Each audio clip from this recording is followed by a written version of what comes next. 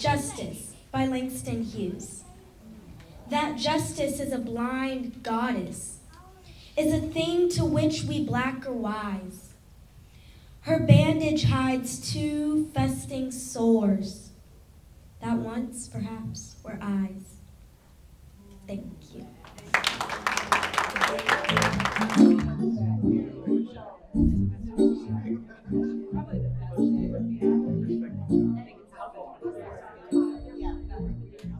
You are most welcome to this most extraordinary occasion.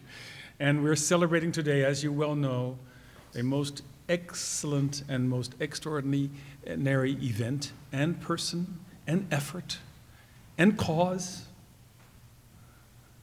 It's really amazingly unique. And it remains amazingly and acutely necessary to address the disparities and issues of race in our society. Now, there are many ways to label this, so we don't have to do labels, but some people talk about anti-racism, and other people speak of racial justice and racial liberation and racial equity and equality, of course. But whatever your particular angle or spiritual heritage or set of principles, one thing is clear: it will take people from multiple groups coming together, and that's why today is so special. It is not just a matter for those most acutely, traditionally aware of the challenge, this most great challenge. It is a matter, and it will take members of different groups coming together. And I am so moved that that is exactly what Rachelle Zola has done. It is in the 69 years of my life on multiple continents, I have not seen this. So, you are most welcome, and we shall begin with a few words by Sarah Spell, who will represent the church, because among all the superlatives mentioned, we are also standing in a very important, in fact, some would say historically most important for this cause city, and in most hallowed ground in this sanctuary. So it is only appropriate that I turn over the mics to my friend, Sarah Spell. Thank you so much. Let's see, I'm going to pull at least one of these down. Yeah, I'm here all right. Well, typically when I stand here, I say, good morning, church. Good afternoon, church.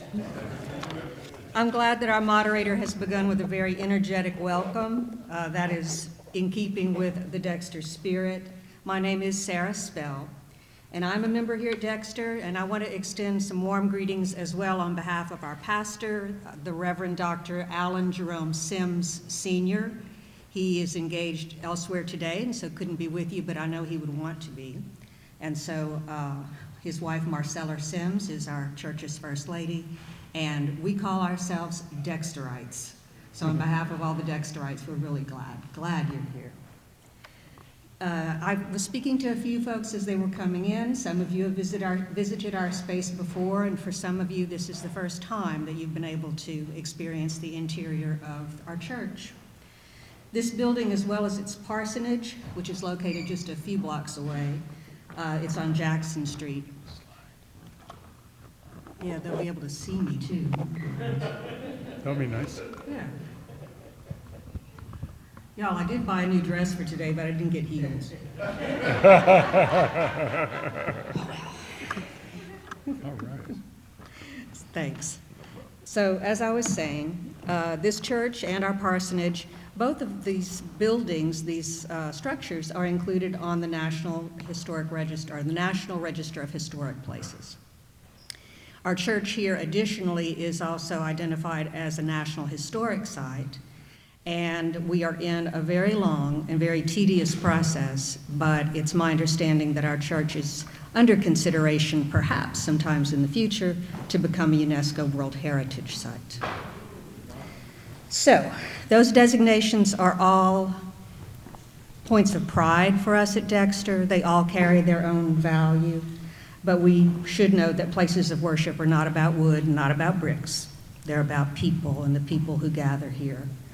I told the story a little bit earlier, I'll truncate it, but my husband, who's in the choir loft providing our sound today, hi, Dwayne.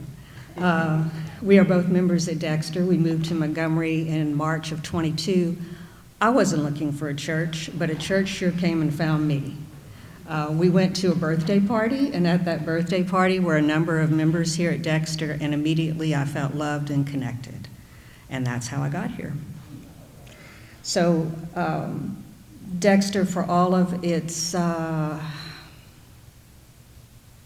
how deeply it is appreciated, and we know that it is so strongly associated with the U.S. Civil Rights Movement, but its role in shaping American society, Western theology, and certainly the development of the Black church, that started a long time before Pastor King got here. The first membership of this church was formed in 1877 by a group of people who had formerly been enslaved. It was actually a little bit past the window of Reconstruction when they signed a contract, put it down in writing that they would become a church, but they had no place to meet. So they met in homes, and they met at sites up and down the street in front of us. It was then not Dexter Avenue yet, but Market Street. And it was still named Market Street for the slave markets that were adjacent to it from the river to the Capitol. Yes, the Capitol building was there when Dexter was formed. And about a year and a few months into its existence, those group of people put together some money, and they purchased this piece of land, and they put up this church. So I won't give you every detail that you might find in a, say, a tour, but I can tell you that the pews in which you are seated have been here since, let me check those notes, 1889. 1889. Now, I got one more thing to say about Dexter, and it is this. Yes, we've got a lot of history. Yes, we have a lot of heart. But the most important thing I can say about Dexter is that we live and breathe the beloved community.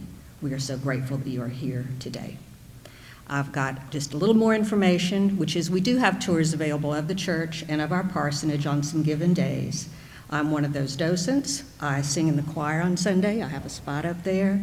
And this fall, I'm very happy to say that I'm the incoming president of our Women's Council, which was established at the urging of Dr. King when he was here. I don't add those details to shine any more light on myself, but to say that Dexter is a place where we welcome engagement. I hope we get to see each and every one of you again. Thank you. I'm signing up for one of those tours.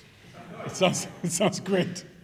There is a very humble and yet extremely key person who organized this locally, and that's Pastor Valtoria Jackson from the St. Peter AME Church here in Montgomery. I don't see her. She's outside, poor thing, serving us, but she should be noted. She put together this high-octane program of ours, which is also tight. So maybe we should give her an applause in absentia.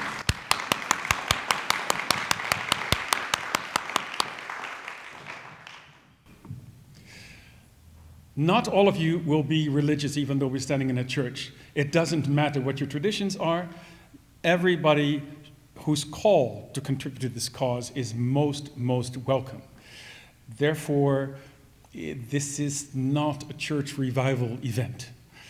But we thought some very small punctuation of a universally oriented spiritual message would be appropriate. So we have two guests from the local Baha'i community, full disclosure to which I also belong, namely Eileen Knott and then Dennis Kennedy. Could you come up front, please? We have one short quote about unity and one short prayer about unity.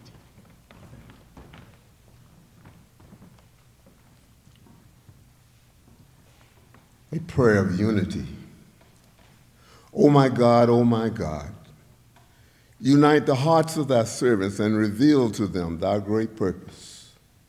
May they follow thy commandment and abide in thy law. Help them, O God, with all their endeavors and grant them strength to serve thee. O God, leave them not to themselves, but guide their steps with the light of thy knowledge and cheer their hearts with thy love. Verily, thou art their helper and their Lord.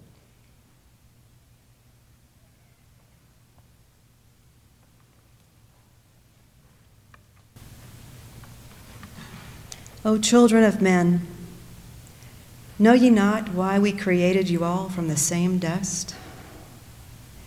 That no one should exalt himself over the other. Ponder in your hearts at all times how you were created. Since we have created you all from the same substance, it is incumbent upon you to be even as one soul, to walk with the same feet, eat with the same mouth, and dwell in the same land, so that by your inmost being and from your deeds and actions, the signs of oneness and the essence of detachment may be made manifest. Baha'u'llah.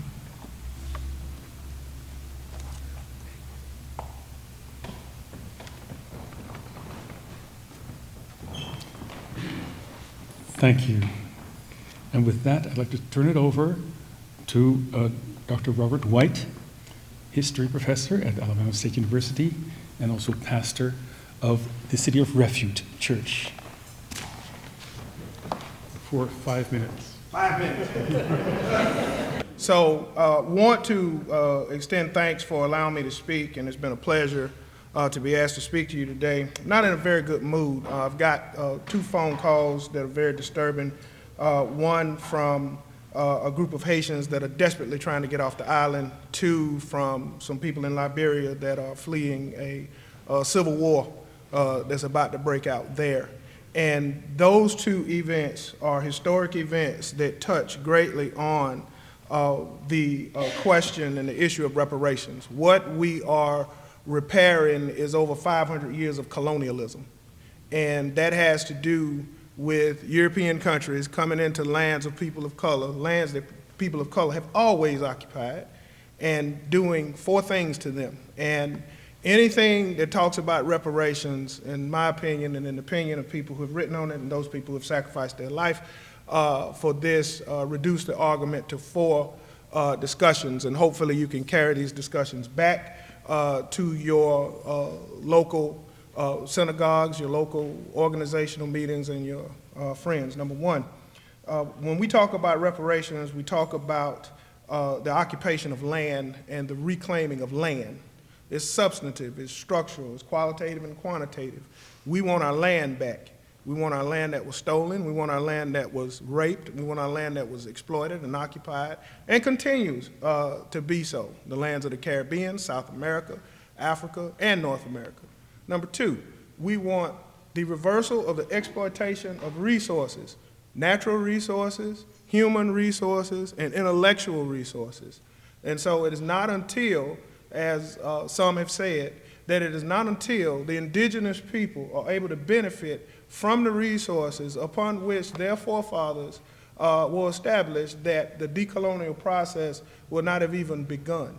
So the oil is ours, the diamond is ours, the uranium is ours, the coltan is ours, the cotton, the wheat. All of those things that European countries did so much to obtain for free are actually owned by indigenous people of color. And the politics that are discussed should involve not only the resettling of land, the re-ownership of land to its original owners, but the resources that are there. You also have issues regarding human resources, which is referred to as slavery. But you have different types of slavery. And the slavery that we're dealing with now comes in the form of a penal system that seeks to make money off of people who have been incarcerated. And a lot of times those people have been incarcerated for crimes that they did not commit or they did not receive proper legal services to adequately defend themselves. You also have intellectual robbery in that their people's books, people's songs, people's poems, and people's ideas are being stolen and sold on the market under what we call AI or ChatGPT or whatever. So a lot of the content that's being created, we now no longer earn. Number 3, the imposition of culture.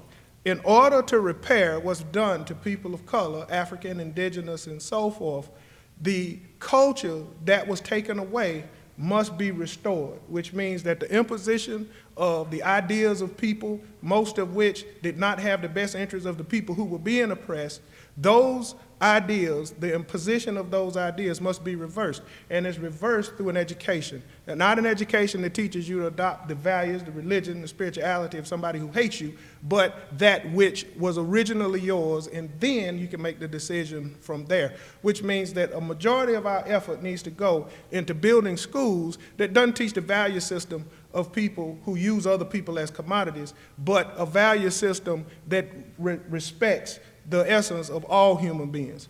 Finally, number 4, we talk about the perpetuation of that culture. How does one generation teach another generation to own themselves, to perpetrate self-interest, and to use politics, use economics, use social aspects to perpetuate who they are and to push their agenda? So when we talk about reparations, we're not just talking about the payment of money. We're talking about the restoration of culture, the restoration of land, the restoration of oneself, and the right to pass those traditions on from one generation to another. Thank you very much. That's the best use of 5 minutes I've heard in a long while. Excellent, very stimulating. The meaning per second was great. I appreciate it.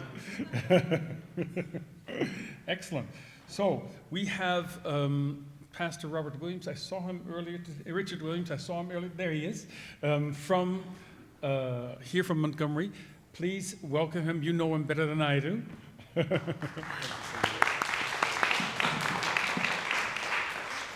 Greetings all. My name is Richard Williams. I serve as the lead pastor of Metropolitan United Methodist Church and the executive director and founder of the Beacon Center. We are grateful to be present here. As the pastor of Metropolitan UMC and serving the Beacon Center, I stand here before you to speak on the pressing issues of justice and racial inequity that continues to grip our society day after day. These issues are not abstract. They are real, they are tangible, and they affect us every single day. From education to healthcare, we see disparities that are disproportionately affect people of color. As a church and as a beacon of hope, we must be at the forefront of addressing them. I wanted to lift this quote, and respecting the time that is for these last remaining 4.5 minutes that are left, there is something in every one of you that waits and listens for the sound of the genuine of yourself. The genuine sound for many of us is the call to justice. It is a reminder that until all people have access to the fullness of life, regardless of their race, income, and background, our work is not complete. The ceiling and the calling should compel each of us to engage in this fight for justice, especially racial justice. As a fundamental expression of our faith, let us consider education. Here in Montgomery, the capital city, the city of dreams, we continue to see schools that primarily serve Black and brown students to be underfunded, understaffed, and lack the resources necessary to give children the fair fight. How can we preach equality or this idea of gathering together for this injustice to change? The educational gap, it's not just an issue of resources, it's a racial issue. When will we allow these conditions to persist day after day, we become complicit in allowing the system to be maintained. See, at the Beacon Center, we see firsthand of all of these inequities. Many of these individuals come for services, and we see the consequences of having a broken system that has failed boys and girls and has failed men and women from such an early age. Whether it's the young man who can't find employment because his high school didn't prepare him for the workforce, or a mother who has to choose between feeding her children and paying for their school supplies. The cycle continues day after day. Howard Thurman reminds us, don't ask what the world needs. Ask what makes you come alive, and go and do it. For Metropolitan and the Beacon Center, what makes us come alive is this fight for justice. We live by the mission as we exist to remove barriers from our neighbors so they can have a better life, because we believe that change can take place. But let's just think about a few other issues that are present as my last minute and a half exists. We know these racial disparities are consistent. And even as African Americans only represent 13% of the population, we know we account for 42% of all new HIV diagnoses.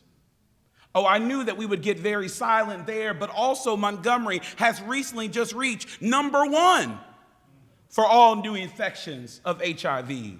How dare we gather without knowing the context? At the Beacon Center, we are committed to addressing the real issues, not for the convenience of ourselves and not for a speech to be rendered. We gather so that a place of refuge can exist, so a call to action will exist, and so that the work of justice will continue. We are called to be the hands and feet. We are called to allow our faith to not just be passive. We are called to not just make demands. We are called to serve, and to not just walk hand in hand, but sometimes to remind the hand that we are holding,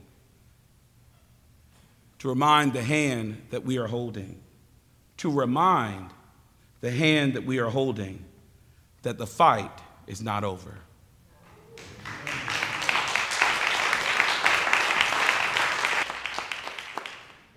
Another unforgettable use of time. Thank you very much. Unforgettable. We have a final speaker before we disperse from this place, but certainly not the least one. We have State Representative Philip Ensler here today.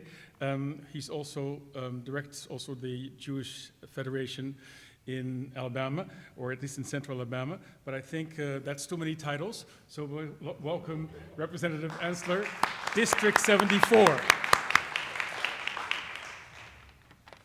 Thank you, and good afternoon. I do wear two hats as a state representative for part of Montgomery that is then serving here at the Alabama legislature, but also then wear a hat as a member of the Jewish community with the Jewish Federation. So I'm here in both roles. It's good to see a lot of friends, a lot of familiar faces, and to those that are here visiting, it's good to have you.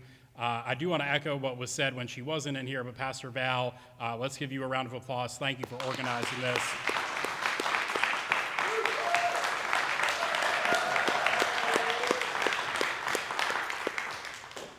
And I'm certainly going to try to make as good use of time as my colleagues did.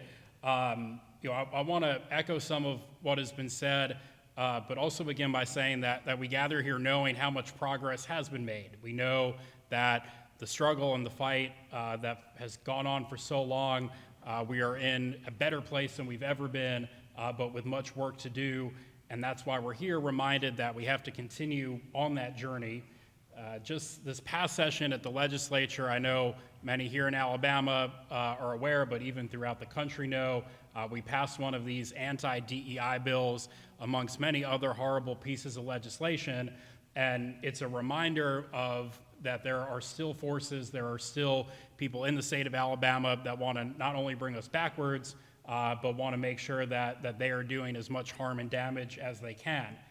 We've seen the harm of that just in the beginning of the school year here, where student groups on the campus of the University of Alabama, including the Black Student Union and other minority groups, have had to close their offices, close their student centers. So we see the very real harm that's being done because of these racist policies, and we know that there's still a lot more of those efforts to come. The Alabama legislature has tried and tried the last few years to pass a ban on critical race theory. We suspect that that kind of effort will continue. So we know that whether it's here or throughout the country, at state houses, at city halls, that we need to continue organizing, continue gathering. We need people on the inside that are going to do the work, but need you all from the outside to continue to put that pressure, continue to call out the racism, to continue to call out all of the horrible efforts that we know are only going to bring us backwards. And I know it's frustrating. I want to just to build off the point that Pastor Williams shared, we have so many real issues. We're dealing with, I know we talk about all the time, we're talking with gun violence, and I know that there are attacks on the LGBTQ community. There's poverty and so many other issues. We have migrants that, of course, that are coming, that are trying to find a safe haven from war zones. And all we're doing, not all, but in a lot of the country and in Alabama, there are attacks on them. There are efforts to suppress people, to marginalize people. So I want us to use today, though, as inspiration to keep marching, to keep walking forward. I know we use that term a lot in a broad sense, but really I leave here feeling motivated to go back to the State House to keep fighting the good fight.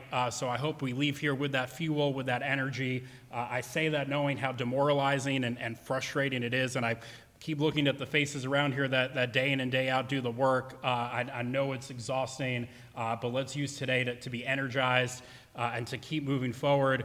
And I'll wrap up with this, that some may have heard in the Jewish faith.